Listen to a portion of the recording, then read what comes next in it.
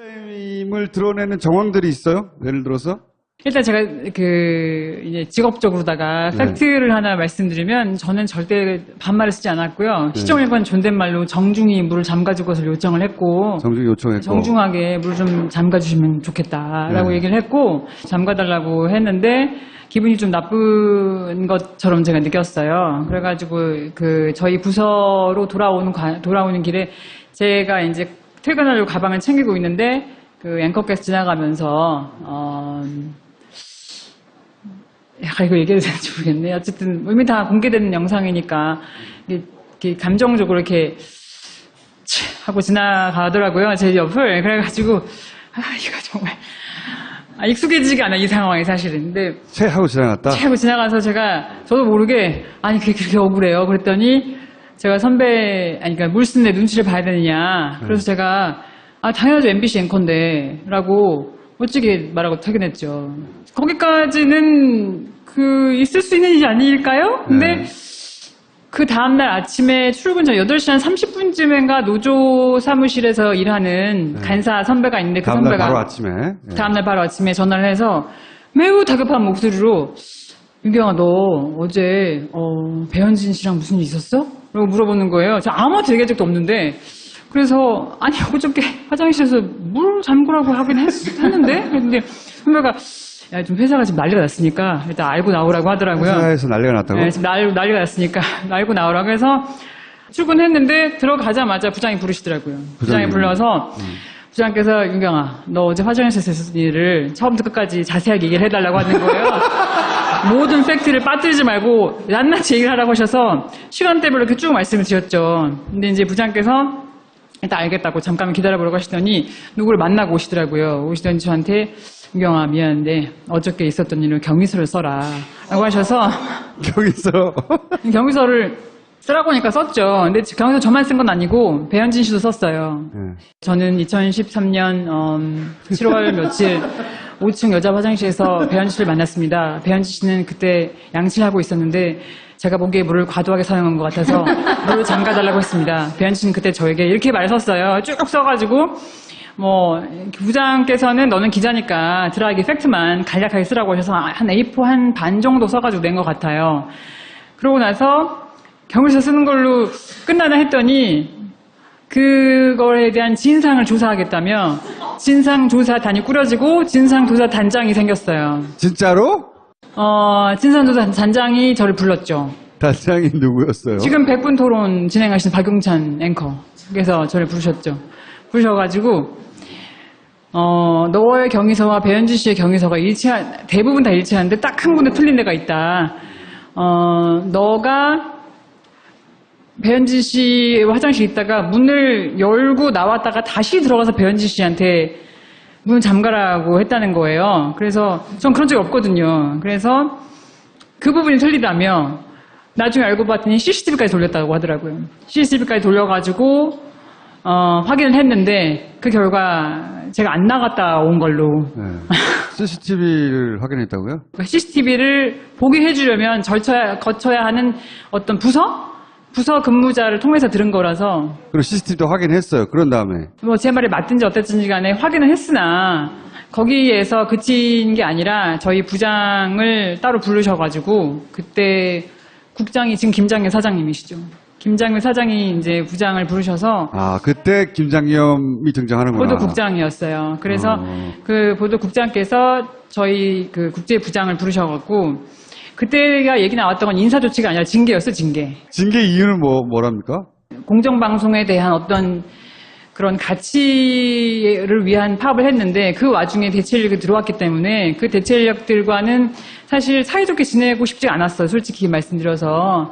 그러니까 제 감정을 어떻게 할 수가 없잖아요. 그래서 그분들께 다소 다정함이 떨어졌죠. 저의 그 행동과 말에 있어서 다정하지 못했죠. 그러니까 그 다정하지 못하는 것이 업무 분위기를 쭉 훼손해 왔는데 안 그래도 얘가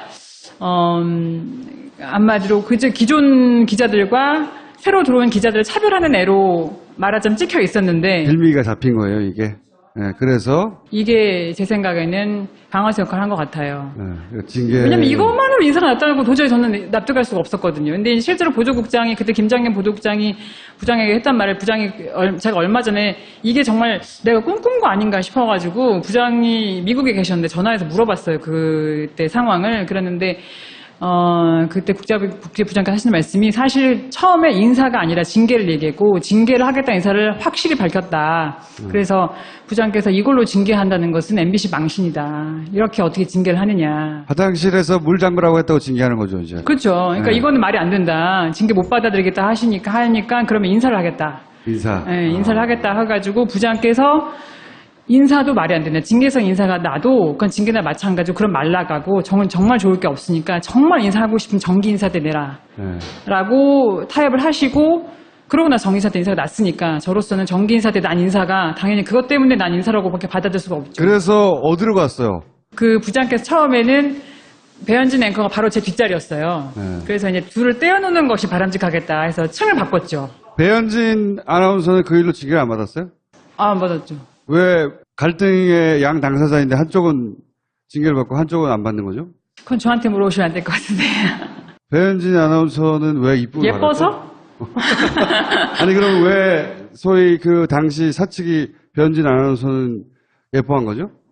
그건 있었죠. 그 배현진 아나운서가 파업을 하다가 올라갔었잖아요. 파업을 접고. 그리고 파업 때 이용을 당했다는 뉘앙스의 글을 많이 올리고 또 인터뷰도 했던 걸로 제가 기억을 해요. 처음에 파업을 했었고 배현진 아나운서가 중간에 뉴스를 복귀를 했고 그리고 자기가 이제 파업을 주도하는 세력에 의해서 이용을 당했다. 지금 말한 것처럼 그런 뉘앙스의 글을 썼던가요? 트위터가 뭐 어딘가에 올렸었다고 기억해요. 네네네, 즉 맞아요. 자기가 동의하지 않는 바였다는 뉘앙스의 글을 올렸던 걸로 기억을 하고 저는 개인적으로 파업에 다 동의할 필요 없다고 생각해요. 자기 선택이니까 올라간 걸 가지고서 배신했다거나 뭐라고 하는 건 전혀 없고요. 다만 이 사측에서 봤을 때는 상징적인 인물이 그렇게 그 공식적인 고지를 하면서 올라왔다면 사측에서는 제가 사측이어도 예뻐하지 않을 수는 없었을 것 같아요.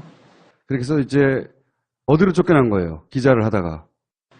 지금 제가 있는 부서가 미래방송연구소라고. 뭐 하는 데입니까? 그냥 하루 종일 앉아있는 거예요. 일을 아예 안 주는 건가요? 네, 바로 그 말씀입니다. 그거 참. 일을 전혀 안 주죠. 일을 전혀 주지 않고, 근데 저 말고도 그런 그 일을 전혀 받지 못하는 기자나 PD, 아나운서가 굉장히 많아요. 여기요? 옆방? 그나마 저는 상암동 본사에 있지만 뭐 예를 들면 여의도나 아니면 구로 같은데 뭐 폐건물이나 가건물 같은 수준의 사무실도 차려가지고 거기로 사람을 보내고 했죠. 일부러 그런 사무실 차려서 글로 보내버려요? 하지만 성건 입력을 해야 돼요. 뭘 했다라는 거를 일주일 단위로 입력을 해야 되거든요. 내가 이번 주에 뭘 했고 어떤 성과를 냈고 어떤 업적을 이뤘다는 거를 일을 아무것도 안 주는데 안 주면서 그러니까 어처구니 없는 이유로 옆방으로 쫓겨가는 사람들이 많다는 거 아니에요? 아주 많습니다. 아주 많아요? 아주 많고요. 그 누적 집계로는 한 200명 가까이 돼요. 200명 정도 쫓겨갔고 부당 전보, 부당 징계 합해가지고 200명 가까이 되고 지금 뉴스데스크를 만들고 있는 인원 중에 한 90% 제가 모르는 사람들이에요. 그러니까 전혀 저희는 사실 보도국에 일하는 사람들 서로 모른다는 게 있을 수가 없는 일이에요. 그 회사 분위기도 독특하고 그다음에 일이 굉장히 이렇게 그 팀 단위로 이루어지는 경우가 많고 해서 보도국에 있으면 모를 수가 없습니다. 근데 제가 지금 뉴스데스크에 나오는 리포트하는 기자들 중에서 모르는 사람이 90%니까 그분들은 사실상 2012년 파업 이후에 다 들어온 분들이죠. 그걸 채웠던 90%는 다 어디로 가 있다는 얘기네요. 아, 그렇죠. 다 가 있습니다. 제가 있는 방에도 뭐 저보다 어린 후배도 있었고요. 그리고 아까 말씀드린 외부 유배지로도 몇 명이 한 20명 가 있고, 그리고 또 내부에서도 전혀 보도랑 무관한, 즉, 사실 이제 기자를 하겠다고 뽑았고, 기자를 하라고 뽑은 어떤 말하자면 이렇게 회사와 그 기자와의 계약이라고 저는 생각하거든요. 난 기자를 하겠다고 들어왔는데, 저는 어느 순간에는, 이 경영진이 바뀌지 않으면 나는 퇴사할 때까지 기자 못하겠구나라는 걸 느꼈어요. 어쨌든 성과가 없을 거 아니에요. 그러니까 그거를 바탕으로 해서 또 고과를 낮게 매겨서 더 안 좋은 방향으로 가게 하는. 충분히 가능하죠. 사실 이번에도 인사고과를 저희 그 미래방송연구소에서 한 명이 최하를 받아야 되는데 자랑스럽게 제가 받았습니다. 이번에 이제 이게 이슈가 되고 하면서 예상은 했는데, 네. 스케이트장 관리를 보내고, PD를.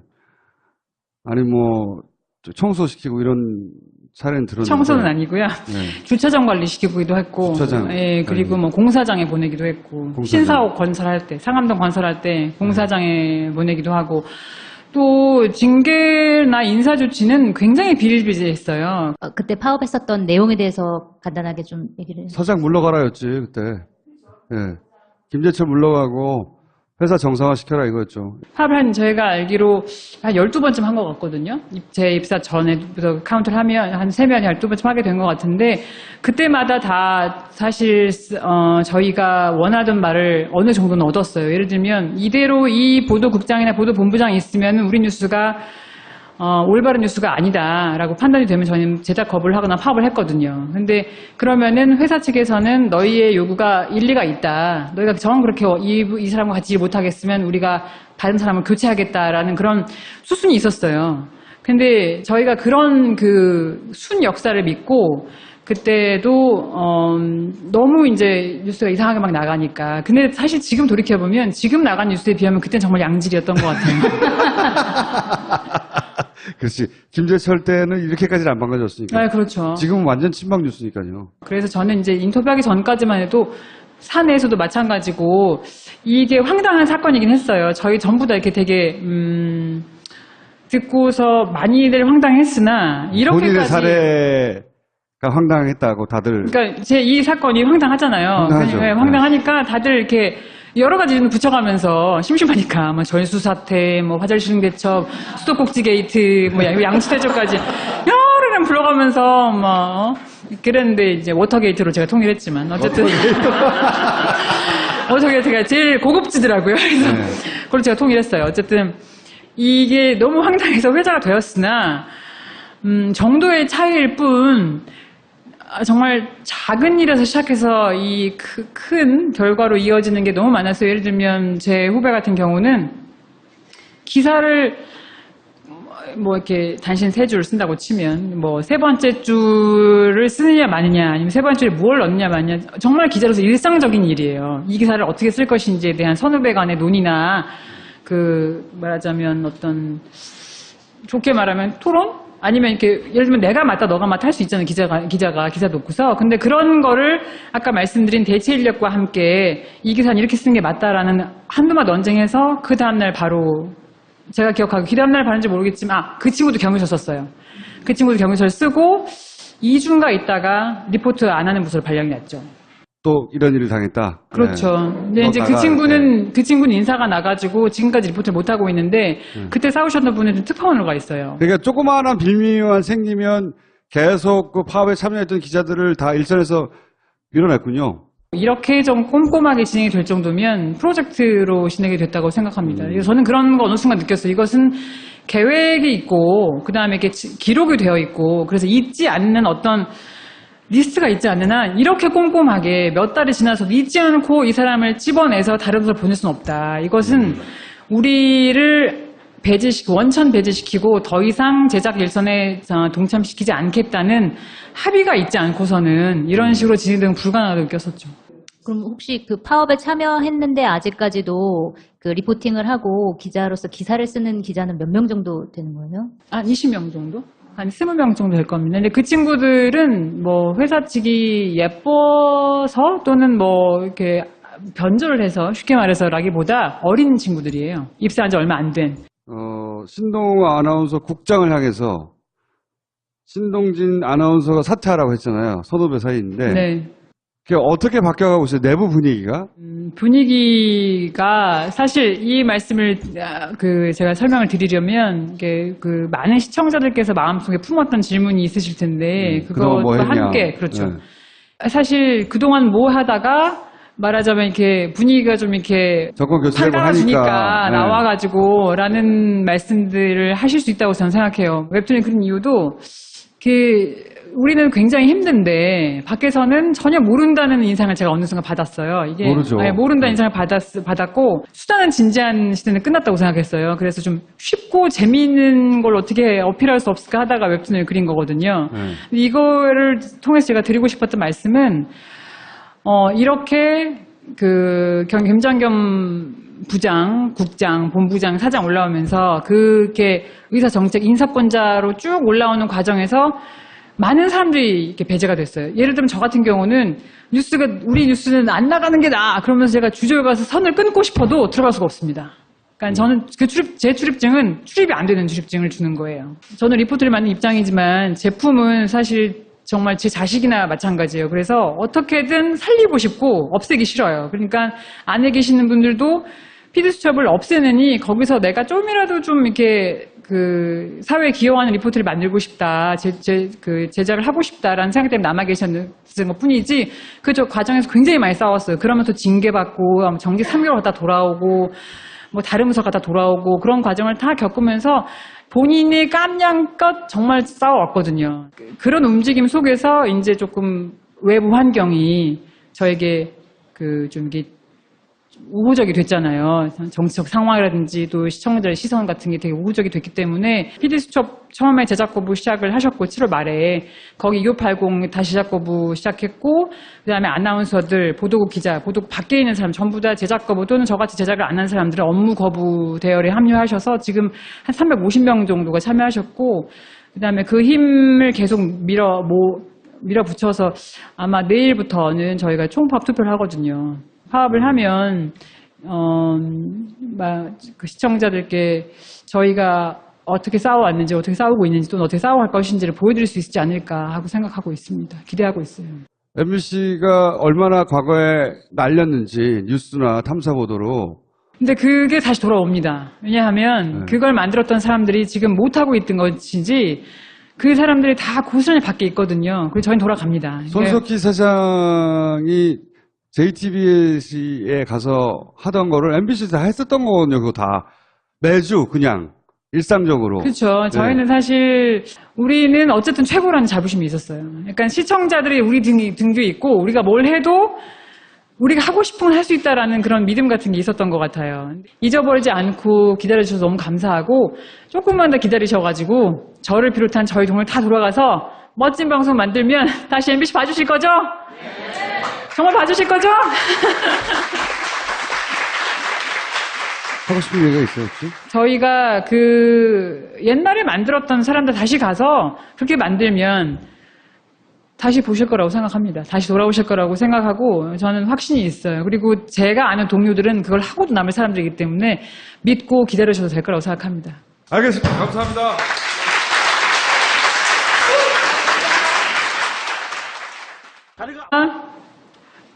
배현진 씨 화장실 있다가 문을 열고 나왔다가 다시 들어가서 배현진 씨한테 문 잠가라고 했다는 거예요. 그래서 전 그런 적이 없거든요. 그래서 그 부분이 틀리다며 나중에 알고 봤더니 CCTV까지 돌렸다고 하더라고요. CCTV까지 돌려가지고 확인을 했는데 그 결과 제가 안 나갔다 온 걸로. 네. CCTV를 확인했다고요? CCTV를 보게 해주려면 거쳐야 하는 어떤 부서 근무자를 통해서 들은 거라서. 그리고 CCTV도 확인했어요. 그런 다음에. 뭐 제 말이 맞든지 어땠든지 간에 확인을 했으나 거기에서 그친 게 아니라 저희 부장을 따로 부르셔가지고 그때 국장이 지금 김장현 사장님이시죠. 익숙해지지가 않아 이 상황이 사실은. 근데 채 하고 지나갔다? 채 하고 지나가서 저도 모르게 아니 그게 그렇게 억울해요. 그랬더니 제가 그러니까 물쓴 내 눈치를 봐야 되느냐. 그래서 제가 당연하죠. MBC 앵커인데 라고 멋지게 말하고 퇴근했죠. 거기까지는 있을 수 있는 일이 아닐까요? 근데 그 다음날 아침에 출근 전 8시 한 30분쯤인가 노조 사무실에서 일하는 간사 선배가 있는데 그 다음날 선배가 바로 아침에. 다음날 바로 아침에 전화를 해서 매우 다급한 목소리로 윤경아 너 어제 배현진 씨랑 무슨 일 있었어? 라고 물어보는 거예요. 저 아무한테 얘기한 적도 없는데 그래서 아니 어저께 화장실에서 물 잠그라고 하긴 했는데 그런데 선배가 좀 회사가 양치하고 있었는데 제가 보기에 물을 과도하게 사용한 것 같아서 물을 잠가달라고 했습니다. 배현진은 그때 저에게 이렇게 말 썼어요. 쭉 써가지고 뭐 부장께서는 너는 기자니까 드라이기 팩트만 간략하게 쓰라고 하셔서 한 A4 한 반 정도 써가지고 낸 것 같아요. 그러고 나서 경위서 쓰는 걸로 끝나나 했더니 그거에 대한 진상을 조사하겠다며 진상조사단이 꾸려지고 진상조사단장이 생겼어요. 진짜로? 진상조사단장이 저를 불렀죠. 단장이 누구였어요? 지금 100분 토론 진행하신 박용찬 앵커께서 저를 부르셨죠. 부르셔가지고 너의 경위서와 배현진 씨의 경위서가 대부분 다 일치하는데 딱 한 군데 틀린 데가 있다. 너가 임을 드러내는 정황들이 있어요? 예를 들어서? 일단 제가 이제 직업적으로다가 팩트를 하나 말씀드리면 저는 절대 반말을 쓰지 않았고요. 시정 1번 존댓말로 정중히 물을 잠가줄 것을 요청을 했고 정중히 요청했고. 정중하게 물 좀 잠가주시면 좋겠다라고 네. 얘기를 했고 잠가달라고 했는데 기분이 좀 나쁜 것처럼 제가 느꼈어요. 그래가지고 저희 부서로 돌아오는 길에 제가 이제 퇴근하려고 가방을 챙기고 있는데 앵커께서 지나가면서 약간 이거 얘기해도 되는지 모르겠네. 어쨌든 이미 다 공개되는 영상이니까 이렇게 감정적으로 이렇게 하고 지나가더라고요. 제 옆을. 그래가지고 이거 정말 지금 난리가 났으니까 일단 알고 나오라고 하더라고요. 회사에서 난리가 났다고? 네, 지금 난리가 났으니까 알고 나오라고 해서 출근했는데 들어가자마자 부장이 부르시더라고요. 부장이 불러서 부장께서 윤경아 너 어제 화장실에서 있었던 일을 처음부터 끝까지 자세하게 얘기를 해달라고 하는 거예요. 모든 팩트를 빠뜨리지 말고 낱낱이 얘기를 하라고 하셔서 시간대별로 이렇게 쭉 말씀을 드렸죠. 근데 이제 부장께서 일단 알겠다고 잠깐만 기다려보라고 하시더니 누구를 만나고 오시더라고요. 오시더니 저한테 윤경아 미안한데 어저께 있었던 일을 경위서를 써라 라고 하셔서 여기서. 경위서를 쓰라고 하니까 썼죠. 근데 경위서 저만 쓴 건 아니고 배현진 씨도 썼어요. 네. 저는 2013년 7월 며칠 5층 여자 화장실에서 배현진 씨를 만났습니다. 배현진 씨는 그때